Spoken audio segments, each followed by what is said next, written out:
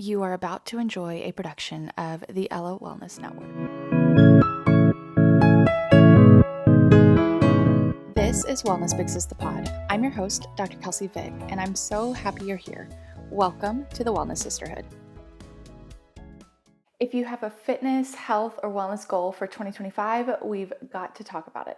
Welcome back to Wellness Fixes the Pod. I'm your host, Dr. Kelsey Vick, a board-certified orthopedic doctor of physical therapy, a pelvic floor physical therapist, and the owner and founder of the Ella Wellness Sisterhood. And again, I said this the last few episodes, but I just love this time of year.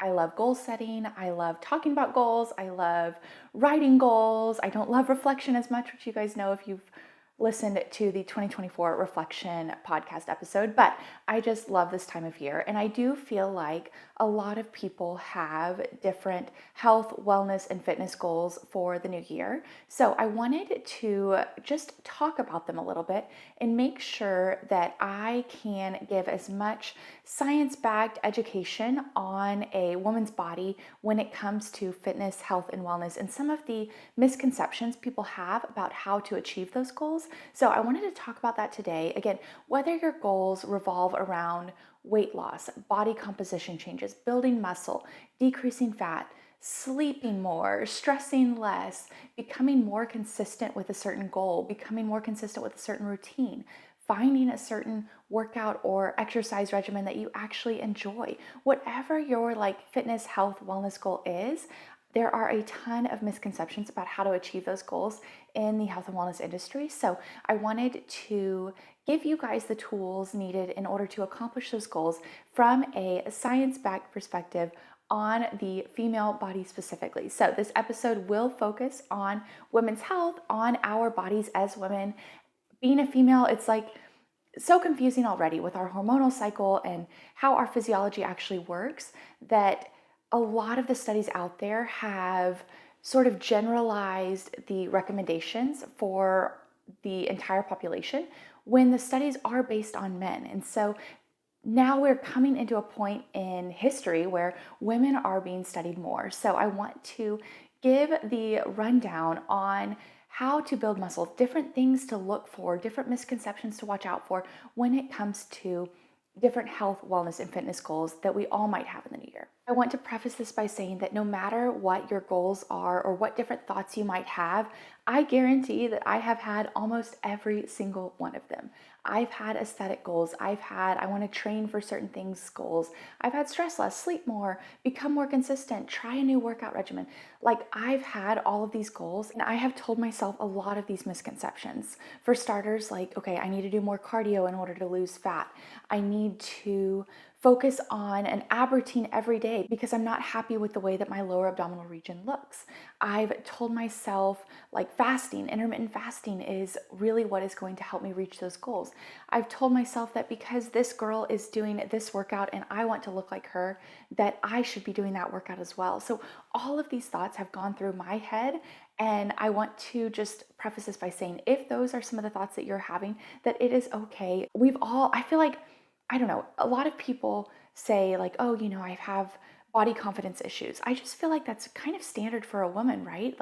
We grow up with all of these things, and my hope is that we pass on to our daughters love in our bodies, love in ourselves by putting in the work now to change those mindsets that we have. And so I want to preface this again by saying I've had those thoughts. It's okay if you have those thoughts too. My goal today is to educate on why those thoughts are not necessarily truthful and how to actually replace them with truth about our bodies and how our bodies work as women. So again, I've had all these goals. Another goal that I've had before is body composition and aesthetic goals. And I posted this the other day on our social media feed, but our 2025 ins and outs, I love looking at other people's ins and outs. And one of my outs was really demonizing certain workouts and then also demonizing certain goals. If you have aesthetic goals, if your goal is to become more toned, build muscle, lose fat, that is totally okay. It's a way that we can feel more confident in our bodies. And I feel like with the whole sort of body positivity movement, again, that's great. But I feel like on the flip side, we're demonizing some of these goals that we have that might be related to our body composition and aesthetic goals. So I want to let you know that those goals are okay. They're valid. Again, that's one of my 2025 outs is canceling any type of workout, canceling any type of nutrition or fueling program, and canceling any type of goal that you have for yourself and feeling like that is a shallow goal or that is not in line with what being a woman is or the body positivity movement, whatever it is. So it is okay. Whatever goals you have, I'm cheering you on. And my hope today is that this podcast can give you some actionable tips and tricks in order to help you reach those goals and then also replace some of those misconceptions that we often have as women when it comes to our own bodies. So I kind of have it broken down into categories. So we'll start off with the most basic, but if your goals are related to body composition in some way, whether that's building muscle, losing fat, weight loss, or just like feeling better in your own skin, this is the section for you because this is where we will break down all of the science on why we need carbs, why we need to fuel appropriately, how our bodies differ as women compared to men, which have historically been the research subjects in these studies that are presented into the world as like, okay, now because we've studied these men, this is how we need to approach fitness and health in general for everyone, which is not necessarily true. So this is the section for you. So a few misconceptions that I've heard within goals related to body composition, aesthetics, toning, building muscle, decreasing fat, all of that. Again, I'm sure we've all heard it, but fasting can help us. Cardio can help us lose fat.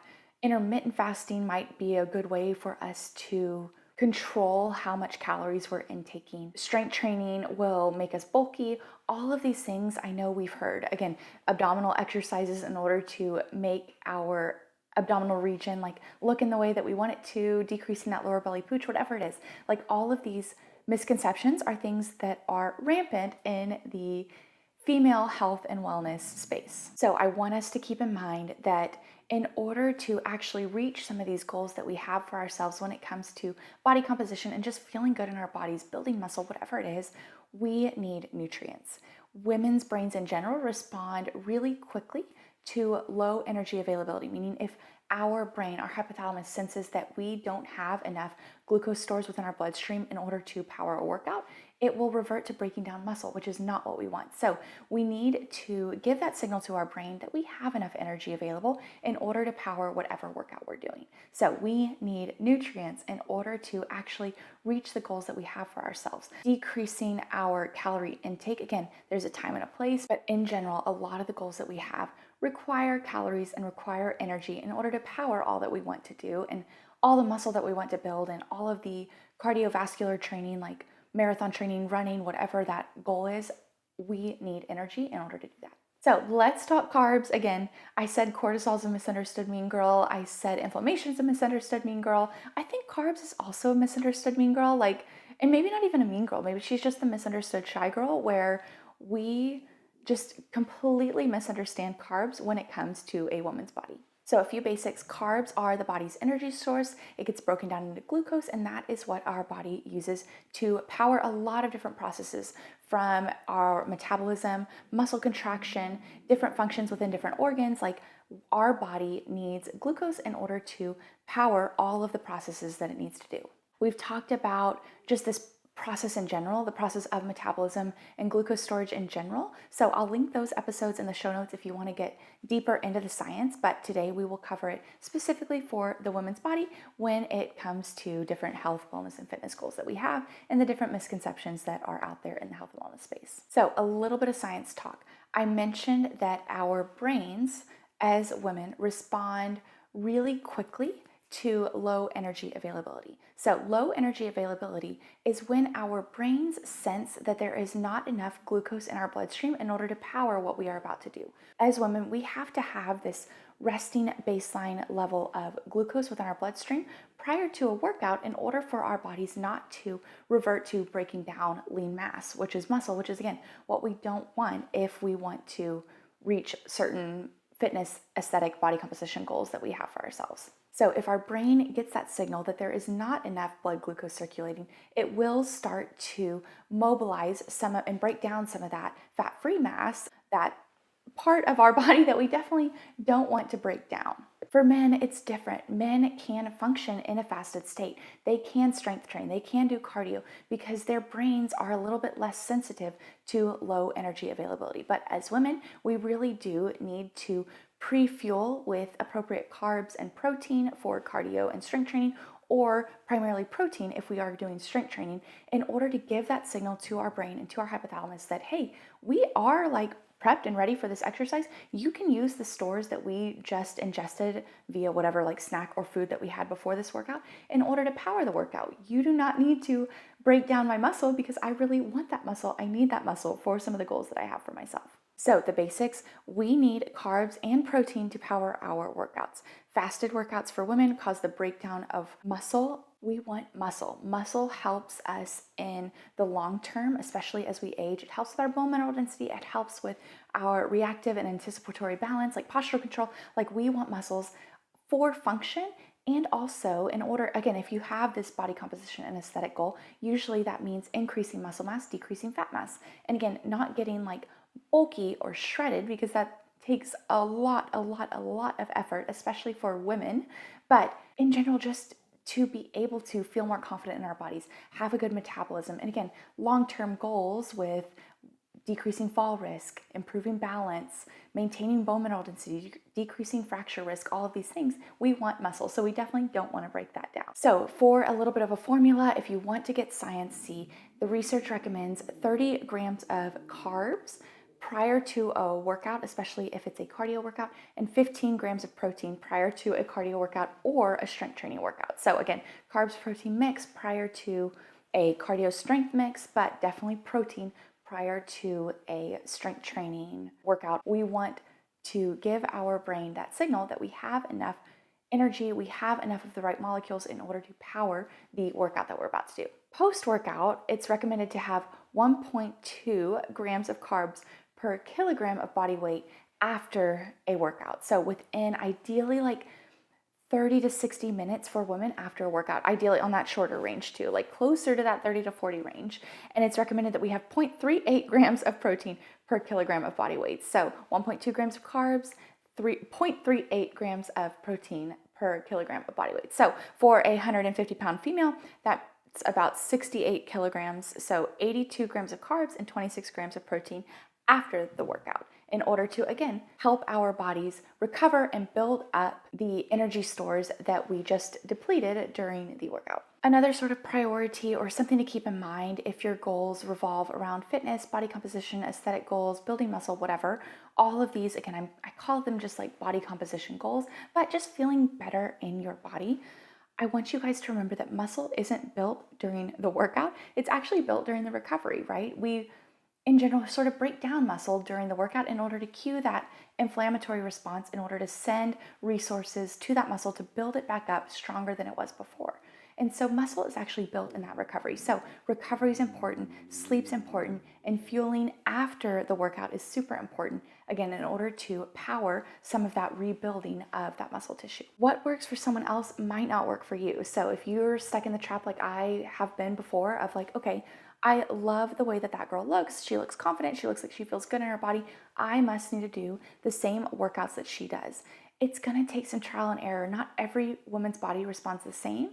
Some of the time you just have to give yourself a little bit of grace to figure out what actually works for your body. Listen to your body. Track your hormonal cycle. Track your menstrual cycle so that you know what sort of workouts and how you're feeling and how you're responding to certain workouts throughout different phases. Like, it's going to be experimental, and I want you guys to be able to give yourself grace in order to figure that process and that routine out for yourselves. And then the last two revolve around cardio and fat loss. So cardio alone, I know this was like a rampant theory when I was in college, but cardio meant fat loss, right? So we did all sorts of cardio. Like, you see in the gyms, all of these like women's sections that have only cardio machines and dumbbells that go up to like 10 pounds, right? So it's just, that's what we had been told. So we had been doing a lot of cardio, and we thought that strength training and that muscle building was actually going to make us bulky and look like men, which again is not true. Understanding that cardio does not equal fat loss. Fat loss comes from a like variety of ways, but fat in general is one of the very last resources we utilize for energy to power our workouts. So we have to be working out for a significant amount of time in order for our body to finally cue to mobilize those free fatty acids in order to use that for energy from our fat mass. So it takes a long time. It's one of the last resources to utilize. So we're better off focusing on other components of our metabolism. We're better off focusing on improving our basal metabolic rate. So in order to help us reach whatever body composition goals we have for ourselves, it relies a lot on our metabolism. And again, exercise is a component of metabolism. We have like non-exercise energy expenditure, like different twitchy movements that we do throughout the day that contributes to our metabolism. But the largest contributor to our metabolism is what we call our basal metabolic rate. And that basal metabolic rate is basically what energy and what calories we need at rest, like not even moving, barely awake, in order to power all of the systems, all of the processes within our body. And one of the largest contributors to our basal metabolic rate is muscle. Muscle is highly metabolically active. And so muscle contributes a lot to our basal metabolic rate. So building up that muscle is a lot more productive than focusing on sustained and extended cardio for this fat loss. Because again, muscle, it's very metabolically active at rest, even when we're not using it, right? So focusing on building muscle, improving our muscle mass can help improve our basal metabolic rate, which overall helps improve our metabolism rather than focusing on hours and hours of cardio in order to actually get to that fat mass storage to use as energy for that workout. And then lastly, regarding fat, fat cannot be spot treated. So again, if you, like me, were believing that more abdominal workouts created like a better overall aesthetic with your abdominal region, especially like that lower belly pooch, it's not true. Or again, we've had an episode on this before, but you're like below your triceps, your arm flap, right? That's like, my niece called it on my husband's grandma, her angel wings, which I thought was super cute. But like, we just can't do specific exercises to target fat in specific regions. Mobilization of fat, utilization of fat for energy is a full body process, and we can't target it with one specific exercise in one specific place. Inner thighs, same thing. We can't do more lateral lunges or adductor raises in order to decrease fat in that specific area. It's a full body process, so don't get caught in the trap of I need to do ab workouts every day in order to create the body composition goals that I have for myself. Again, recovery is needed, muscles built in the recovery, so we have to balance like utilization of those muscles, building up of those muscles, but then also the recovery aspect as well. And then the second category, if you have goals involving like consistency, becoming more consistent in your workouts, creating a habit of some sort of healthy routine, or even just finding a workout that you enjoy that you can be consistent with and that you want to do, then this next section's for you. Again, I feel like this is more of perspective shifts and just mindset shifts that have helped me in my own like health, wellness, fitness journey, and that again, I'm still working on to this day. Like it's a continual process, which I feel like is one of the primary things to remember if consistency is your goal and just building lifelong healthy routines is your goal. So a few just like general perspective shifts that I still work on to this day, but exercise is not meant to burn off a meal that you had. Think about exercise as building up all of the good qualities of your body in order to feel more confident, right? So it's meant to build up your muscles, your heart, your brain, your nervous system, your bone mineral density, all of these things so that you can perform the activities that you love and feel your best in your body rather than burning off a certain meal that you had. Exercise and healthy routines in general are also a lifestyle, right? We want lifelong consistency with these goals. So it's okay to start small and give yourself grace when you fall off the wagon a little bit. Think about the journey to get there rather than the actual goal. And I know that sounds so cheesy, like it's about the journey, not the destination. But looking at it bit by bit and just being proud of yourself for each little deposit that you put into your longevity fund every day is going to help keep you that much more motivated to stay consistent lifelong, like for forever, right? For the entirety of your life when it comes to healthy routines and wellness.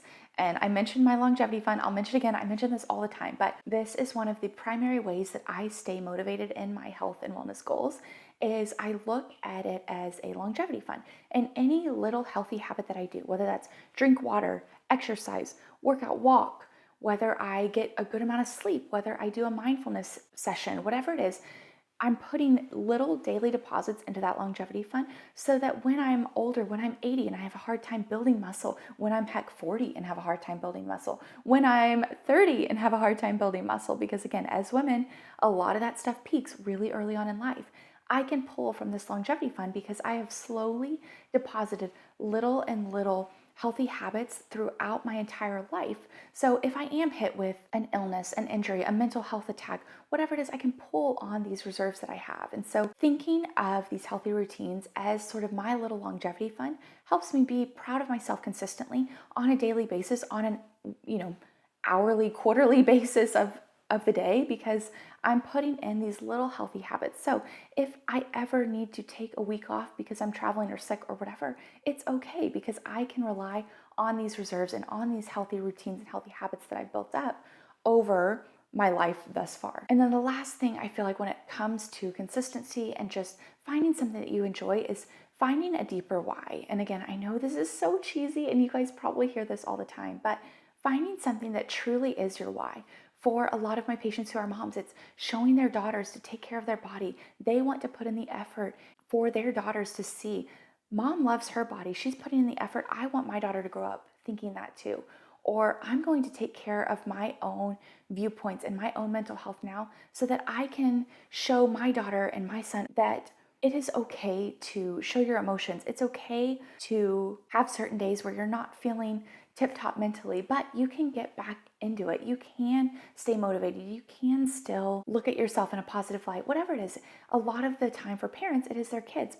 And for me, again, as someone who does not have kids, but I look at my longevity fund because I want to be able to do the activities that I love with those that I love for the longest amount possible. And as a physical therapist, I see so many patients who that has been taken away from them for one reason or another, whether it's a traumatic incident, whether it's just aging in general, whatever it is. So if there is something I can do right now in order to help set me up for success later on, to allow me to enjoy the activities that I love with those that I love for longer, I am so much more motivated to do the daily habits right now that will get me towards that long-term goal. So that's my deeper why. Whatever your deeper why is, I really do think coming back to that when you are feeling low motivation really, really helps. And then speaking of motivation, we just released an episode last Thursday as part of our new series, Hotter and Smarter in 5, where we discuss just like quick little sciencey facts in 5 minutes to where we can, know more about our bodies and be more empowered in how we make decisions for our health and then how we function in daily life. And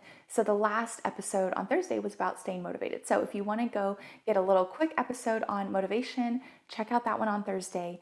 And we did a huge like dopamine motivation episode back in the spring. So I will post that one as well. But I hope these tips and tricks helped because again, I think a lot of the time as women, we are push certain information from our friends, from our family. Again, they're probably well intentioned, but a lot of it is false and not based on research or based on research for men. And so my hope today is to share a little bit of the science, a little bit of the research on a woman's body specifically to be able to help you in whatever fitness, health, wellness goals that you have for yourself. So thank you guys so much for joining. I hope you got a lot out of this episode.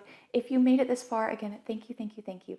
Please let me know what you want to hear. I'm excited for this new year to bring you guys even more content and even more just education and like all of us learning about our bodies as women. So thank you guys for following along. Again, if you could leave a like, comment, subscribe, review, share it with someone you think might benefit from this episode, I'd greatly appreciate it. Let me know what you guys want to hear, what you guys want to learn about, and I'll see you guys again on the next episode of Wellness Fixes the Pod.